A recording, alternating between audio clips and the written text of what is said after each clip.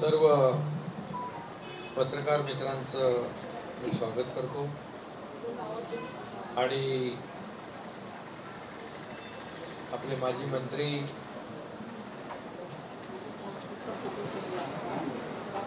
आणि नाशिक जिल्ह्याचे पालकमंत्री देखील होते. किती वेळा? 5 वेळा मिळाले. आणि आपले शिवसेनेचे उपनेते बबनराव घोलप यांचा आज शिवसेनेमध्ये प्रवेश झालाय. मी त्यांचं मनापासून स्वागत करतो, त्यांचं मनापासून अभिनंदन करतो. त्याचबरोबर माजी आमदार नांदगावचे संजय पवारजी यांनी देखील शिवसेनेमध्ये त्यांनी सांगितलं भगवा झेंडा आणि धनुष्यबाण हातात घ्यायला आनंद झाला. त्यांचंही मनापासून स्वागत करतो, त्यांचेही मनापासून अभिनंदन करतो. आणि त्याचबरोबर RPIचे जिल्हाध्यक्ष नगर भाऊसाहेब पगारे ते देखील या ठिकाणी शिवसेनेमध्ये दाखल झाले. त्यांचंही मनापासून मी स्वागत करतो. आणि वरळीमधल्या 100 महिला कार्यकर्त्या वरळी विधानसभेतल्या त्यांनी देखील आज प्रवेश केला आहे. त्यांचं देखील मनापासून स्वागत. आणि बबनराव घोलपांच्या बरोबर आलेले शेकडो कार्यकर्ते पदाधिकारी यांचंही मी मनापासून या ठिकाणी स्वागत करतो, त्यांना शुभेच्छा देतो. खरं म्हणजे मी बबनराव यांना मनापासून धन्यवाद देतो यासाठी की काही जबाबदारी म्हणजे कुठली त्यांची मागणी डिमांड हे द्या ते द्या असं काही बिलकुल त्यांनी माझ्यासमोर ठेवलं नाही. बैठकीमध्ये एकच विषय ठेवला की समाजाला न्याय देणं. मोठ्या प्रमाणावर ते राष्ट्रीय चर्मकार संघाचे अध्यक्ष आहेत आणि मोठ्या प्रमाणावर ते राज्यभर आणि देशभर समाजासाठी काम करतात. आणि पूर्वी देखील जेव्हा मंत्री होते, आमदार होते, त्यावेळेस देखील समाजाला न्याय देण्यासाठी, त्यांना मुख्य प्रवाहामध्ये आणण्यासाठी, त्यांचं आयुष्यमान बदलण्यासाठी त्यांनी अनेक प्रयत्न केले. आणि म्हणून त्यांच्या त्या बैठकीमध्ये मोठ्या प्रमाणावर काही मागण्या होत्या, विषय होते, चर्चेला आले, चांगली चर्चा झाली आणि त्यामध्ये अनेक निर्णय देखील आपण घेतले. आणि त्या निर्णयामध्ये एक मुंबईमध्ये आपलं IAS IPS अकॅडमीचं मोठं 200 कोटी रुपयाचं मोठं भवन उभं राहील अशा प्रकारचा देखील आपण निर्णय घेतला. आणि बाकी अनेक त्यांनी प्रश्न मांडले जे तात्काळ सुटण्यासारखे होते, तसाही आपण निर्णय घेतला. काही short term, mid term, long term अशा प्रकारचे प्रश्न. शेवटी त्यांची भावना आणि भूमिका काय होती तर समाजाला न्याय मिळवून देणं. आणि समाजाला न्याय मिळवून देण्यासाठी त्यांनी आज बाळासाहेबांच्या विचाराचा, धर्मवीर आनंदीगे साहेबांच्या विचारावर या ठिकाणी चालणारा शिवसेना, आपला पक्ष शिवसेना यामध्ये आज त्यांनी भगवा खांद्यावर घेतलाय. त्यांनी त्यांच्या भावना व्यक्त केलेल्या आहेत, त्यांना आलेला अनुभव त्यांनी कथन केलेला आहे. तर मलाही अनुभव आला, आमच्या सगळ्यांना इथे बसलेल्यांना अनुभव आलेला आहे. त्यामुळे मी काय त्याच्यामध्ये जाऊ इच्छित नाही, पण आलेला अनुभव प्रत्येकाला आहे. आणि यापुढे देखील असे अनुभव रोजच्या रोज येत राहत आहेत. त्यामुळे मी आज पुन्हा मनापासून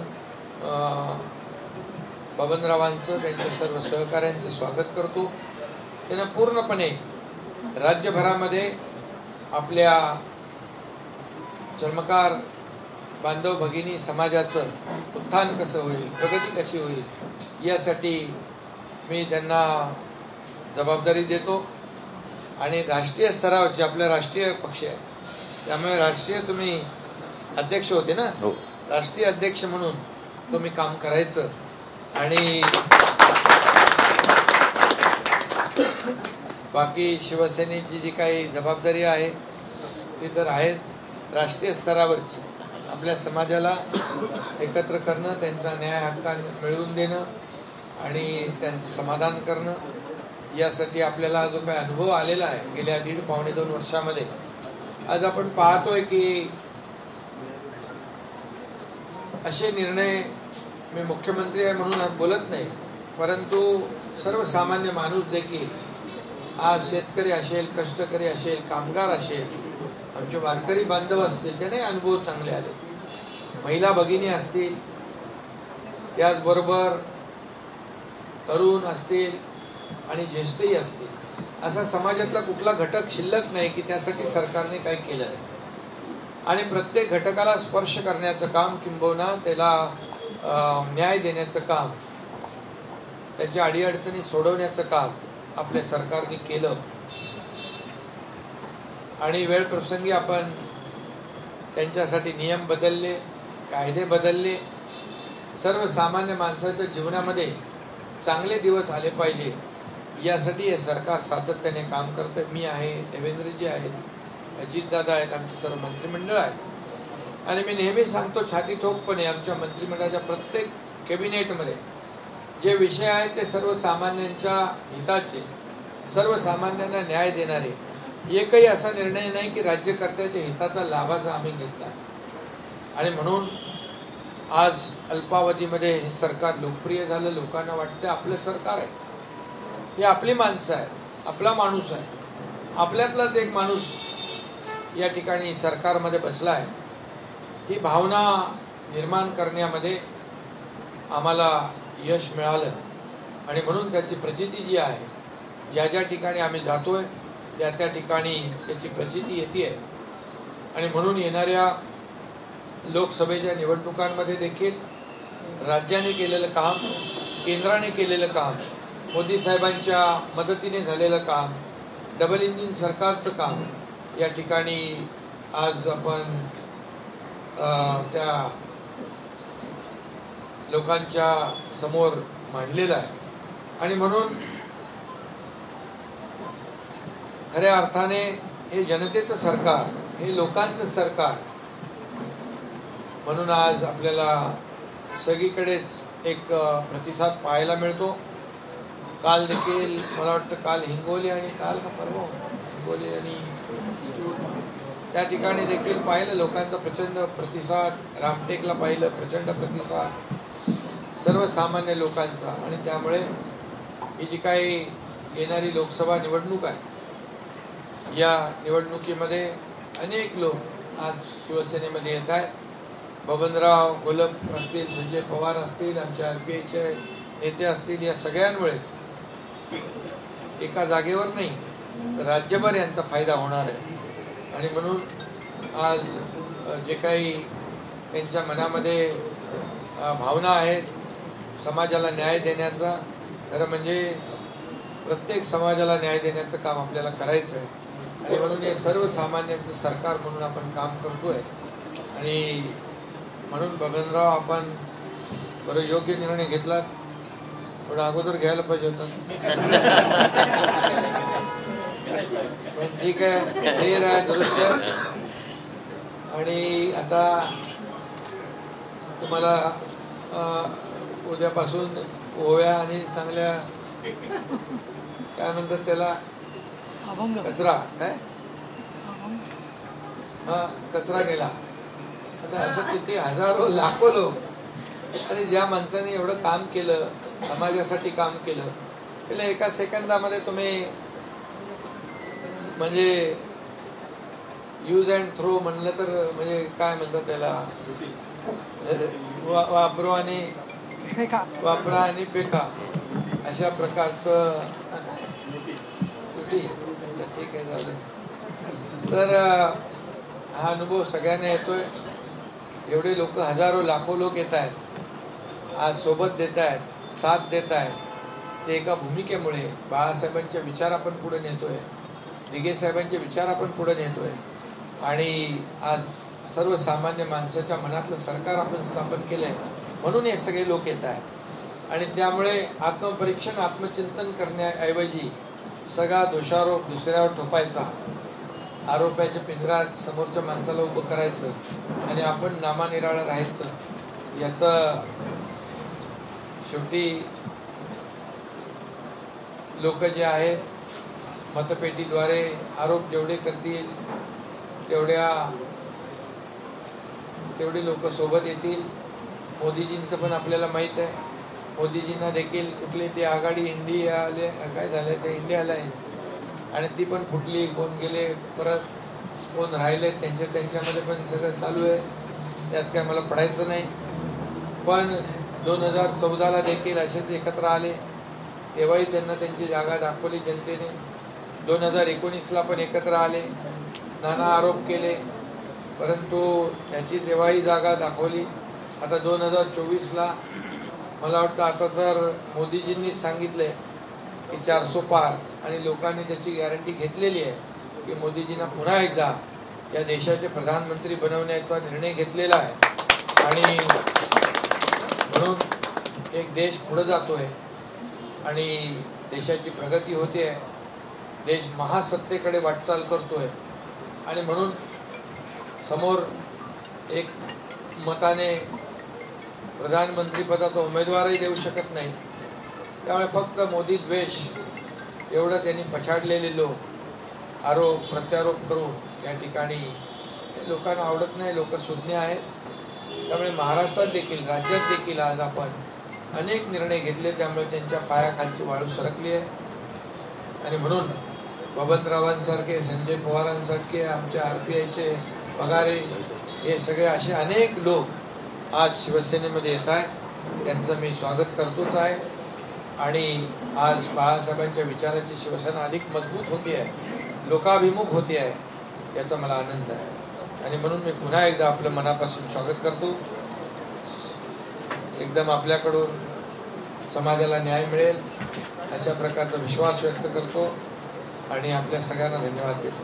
खासदार श्रीकांत शिंदे यांची उमेदवारी देवेंद्र फडणवीस यांनी जाहीर केल्यामुळे कुठेतरी महाविकास आघाडीच्या नेत्यांवर टीका होते. एक मिनिट, आता मी आणखी एक सांगतो.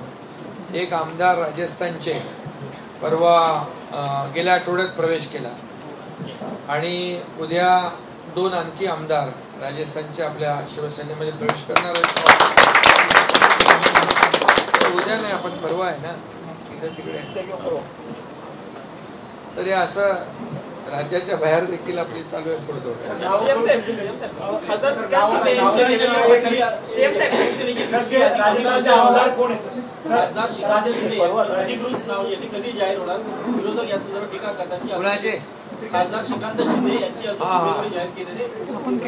अरे आधी लगीन कोंढाण्याचं मग रायबाजी. पहिले आपले सगळे सहकारी आहेत त्यांचं आधी आपण 8 लोकांची यादी जाहीर केली, होईल आता, आणि काही काळजी नाही. सगळे शेवटी दुसरे कोण असा तर पहिल्या नंबरला यादीमध्ये नाव असतं. पण मी कार्यकर्त्यांचा कार्यक्रम म्हणजे नेता आहे, कार्यकर्त्यामधून झालेलो, त्यामुळे मी आजही कार्यकर्ता, मुख्यमंत्री असलो तरी सुद्धा मी आजही कार्यकर्ता म्हणूनच काम करतो. शिंदे गटाला शिवसेनेला उमेदवार मिळत नाही अशी टीका होते. आणि रत्नागिरी सिंधुदुर्ग असे अनेक भागांमध्ये, संभाजीनगर मध्ये. खरं म्हणजे कोण म्हणते, विरोधक म्हणतात. आज आमच्याकडे उमेदवार एका मतदारसंघामध्ये एकापेक्षा एक सरस 10 कॅन्डिडेट आहेत. आता तिकीट कोणाला द्यायचं, कसं मूल्यमापन करायचं, अशी आमच्या समोरचा पेच. त्यामुळे आज जे कोणी त्यांच्यात मला जायचं नाही, परंतु आज आपण पाहतोय की कोणी कोणाची, आज नॅशनल पार्टी काँग्रेस, 2 प्रादेशिक पक्षांनी त्यांची काय परिस्थिती केलेली आहे. ज्यांच्याकडे अजेंडा पण नाही, झेंडा पण नाही, अशा 2 पट्टींनी त्यांना नॅशनल पार्टीला हायजॅक केलंय. नॅशनल पार्टीची परिस्थिती काय आहे त्यांनी आमच्यावर आरोप करावा.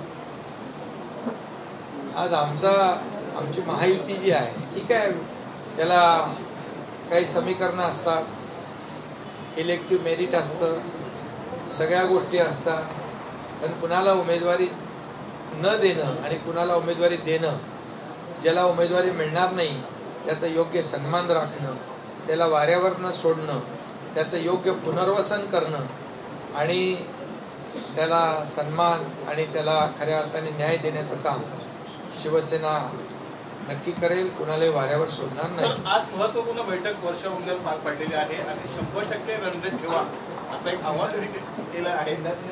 त्या रन रेटच्या मागे काय जगायला म्हणजे खरं जिंकायलाच पाहिजे ना, जिंकायलाच पाहिजे ना. रन रेट तो इकडे आपण क्रिकेटकडे करतो तसं स्ट्राईक रेट पाहिजे ना.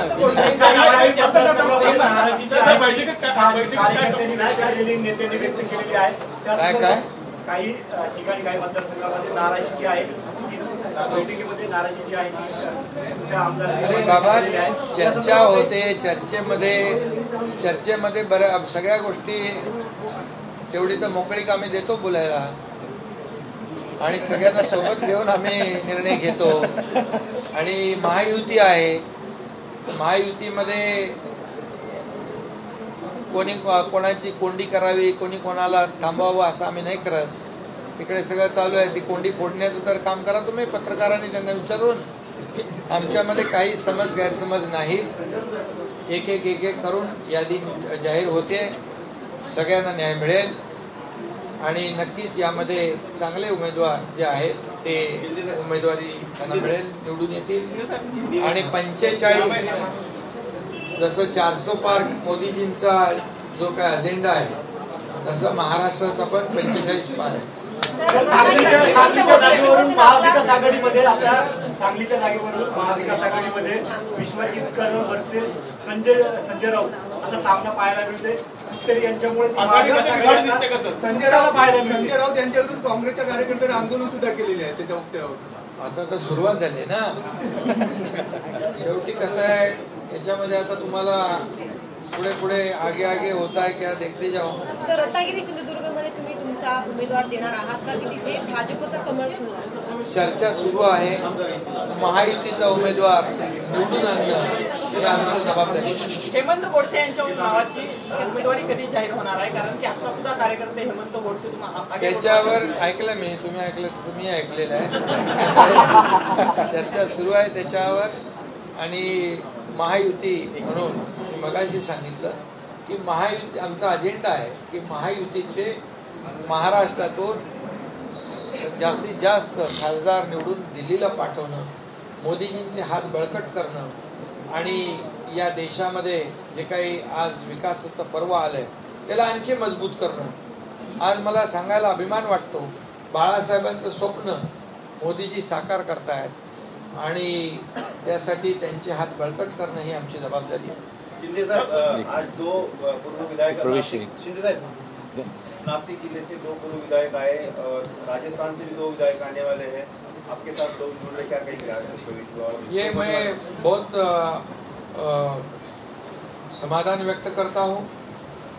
मुझे खुशी है कि जब से हमारी सरकार यहाँ पर बनी है और जब से हमने जो निर्णय लिया है तब से आज तक कई आमदार, कई सांसद, कई लोकप्रतिनिधि, हजारों लाखों कार्यकर्ता बड़ी तादाद में शिवसेना में शामिल हो रहे और ये विश्वास जता रहे. आज बबनराव घोलप जी आए हैं, उन्होंने सरकार के काम पर मुझ पर विश्वास जताया है. मैं एक सर्वसामान्य कार्यकर्ता हूँ और इतने बड़े पैमाने में संजय पवार हो जाए, हमारे पगारे, ऐसे कई हजारों लाखों लोग आज शामिल हो रहे, साथ में आ रहे, कारवां बढ़ता जा रहे. इसकी वजह एक ही है कि जो काम सरकार ने किया है, ये अभी तक जो निर्णय कभी नहीं हुए वो ऐतिहासिक निर्णय जो है हमारी सरकार ने लिए हुए जनता के हित के, और इसलिए लोग आ रहे हैं. और इसीलिए लोगों को चाहिए काम, लोगों को चाहिए विकास. घर बैठ के काम होता नहीं, फेसबुक लाइव से काम होता नहीं, फेस टू फेस काम करना पड़ता है, फील्ड में जाके काम करना होता है, ग्राउंड रियलिटी जाननी चाहिए और इसलिए हम कर रहे हो। और ये समाज के हित के लिए इन्होंने जो एक बहुत बड़ा संकल्प लिया है, उनको विश्वास है कि हमारी सरकार में एकनाथ शिंदे हमारा काम करेंगे। महाविकास आघाड़ी में आपको लगता है कि बिगाड़ी हो गई, सांगली भिवंडी को लेकर आमने सामने दोनों वोटर दिखना नहीं चाहते, संजय राउत को धमकी देनी पड़ रही कि अगर नहीं आए तो फिर अंजाम पूरे महाराष्ट्र में भुगतना पड़ेगा। हाँ, यही तो देख रहे हैं हम कि जो पहले अपने घर में घर पहला संवार के रखना चाहिए, दूसरे के घर में झांकने से पहले अपने घर में झांको। हमारा महायुति बराबर चल रहा है। अभी उधर यहाँ पर एक दूसरे की कोंडी बना रहे, कोई बोलता है मैं ये करूँगी, ये करूँगा, वो करूँगा, ये चल रहा है। देखो आप, और एक नेशनल पार्टी की क्या हालत बना के रखी है, जिसके मैंने अभी कहा, जिसके पास एजेंडा भी नहीं, झंडा भी नहीं, वो लोग ने हाईजैक कर लिया है। अभी नेशनल पार्टी ने सोचना है कि क्या करना चाहिए। हमारे महायुति का बराबर चल रहा है, कोई चिंता नहीं है।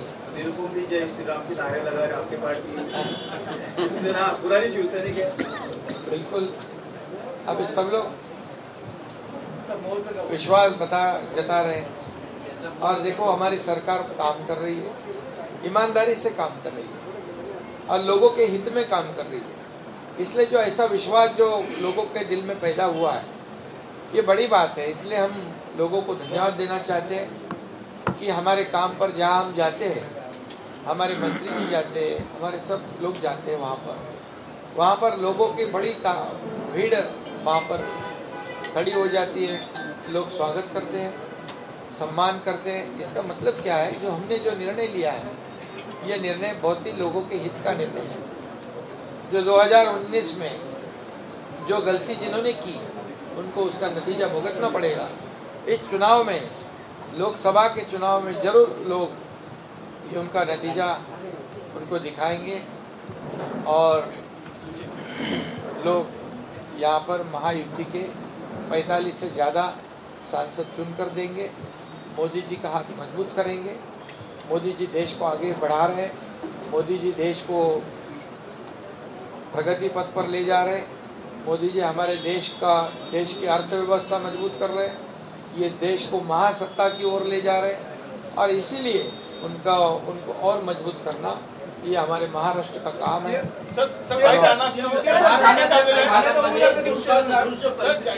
पिण्यासाठी पाण्याची टंचाई आहे, मुख्यमंत्री म्हणून प्रशासनाला काय आदेश दिले, लोकसभा निवडणूक आचारसंहितेच्या नियमांची कुठेही बाधा येणार नाही, अडचण येणार अशा दृष्टिकोनातून काय आदेश? बिलकुल त्याच्यामध्ये आचारसंहितेची बाधा नाही। निवडणुकीचा प्रचार एकीकडे चालू असला तरी सुद्धा मी स्वतः मुख्य सचिव, आमच्या सीएमओचे अधिकारी आणि संबंधित जिल्हाधिकारी यांना प्राधान्याने शेतकरी जिथे पाणी टंचाई आहे, चारा टंचाई आहे, जिथे रोजगार हमीची कामं आहेत, ही सगळी कामं सुरू राहिली पाहिजे।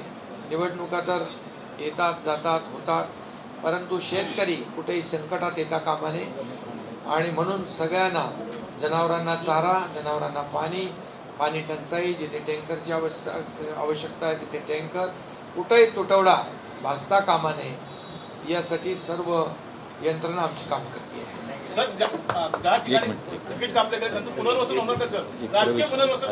राजकीय पुनर्वसन मगाशीच मी सांगितलं, आम्ही कुणालाही वाऱ्यावर सोडणार नाही। काही गणित समीकरणं असतात, परंतु पुन्हा सगळ्यांचा सन्मान करू आणि शेवटी आपले सगळे सहकार्य करू। धन्यवाद।